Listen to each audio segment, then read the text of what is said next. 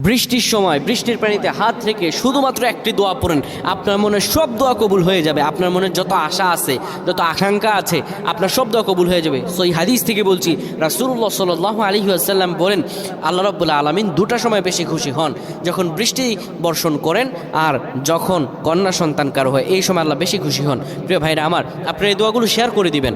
এই দোয়া মুহূর্তে পাওয়ার মধ্যে দিয়ে আপনি আপনার ভাই বোনদের কাছে পৌঁছায় দিবেন। আপনি আমল না করেও সওয়াব পাবেন। কি করে জানেন সেটা? এই আমলটা, এই দোয়াটা যদি আপনি পড়েন নাই কিন্তু আপনি শেয়ার করেছেন, অন্য কেউ শুনেছে, সে পড়লে আপনি আর সওয়াব পেয়ে যাবেন। সুবহানাল্লাহি ওয়া বিহামদিহি।